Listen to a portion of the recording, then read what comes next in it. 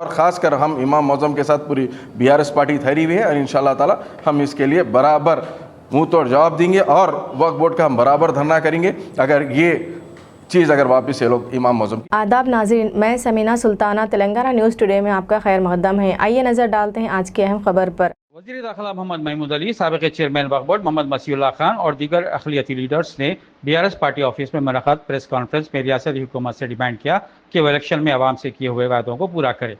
तेलंगाना के CM रेवंत रेड्डी और Congress leader of opposition Rahul Gandhi election में आवाम से वायदे किए थे 6 गारंटियों पर, जल्द से जल्द इस पर अमलवारी की जाए।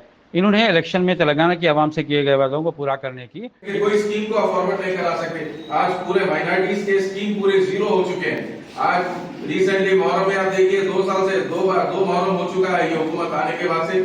शबीर अली साहब जो कि एडवाइजर है माइनॉरिटीज के, उन्होंने हम जानते हैं हमारे शिया भाइयों को ये तहफुज लेके आते कि भाई ये साल हम हाथी खरीद रहे हैं आपके लिए। 2 साल से लोग हाथी खरीदने में, जबकि रियासत तेलंगाना में KCR साहब जब भी थे कभी कोई हाथी की प्रॉब्लम नहीं हुई, ना तो कोई चीज की, ना तो कभी फंड की प्रॉब्लम हुई। मुहर्रम का फंड हमारे पास हमेशा से 2 महीने पहले वक्फ बोर्ड से दिया जाता था। आज तक भी ना समीर को कोई तनख्वाह दी गई है मुहर्रम की जानिब से, ना तो किसी को कुछ मिला है।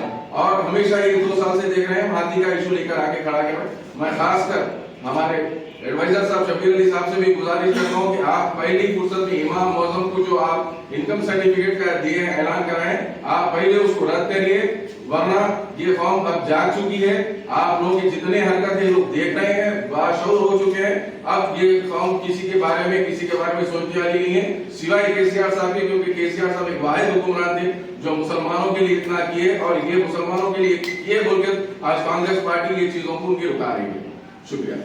कांग्रेस चीफ मिनिस्टर से हमारी यही अपील है, इमीडिएट माइनॉरिटी मिनिस्टर डिक्लेयर किया जाए और उसके बाद जो overseas scholarship, CM relief fund और खासतौर से जो pre matric scholarship, post matric scholarship immediate release किया जाए, ताकि जो बच्चे परेशान है कॉलेजों में सर्टिफिकेट नहीं होने की वजह से आगे पढ़ नहीं सके, ताकि वो आगे पढ़ सके। मैं तमाम हमारे जो साथियों का भी शुक्रिया अदा करता हूँ और एक दो मीडिया भाइयों का भी शुक्रिया अदा करता हूँ और मसीउल्लाह खान साहब जो साबिक़ चेयरमैन है वक्फ बोर्ड के वाक़।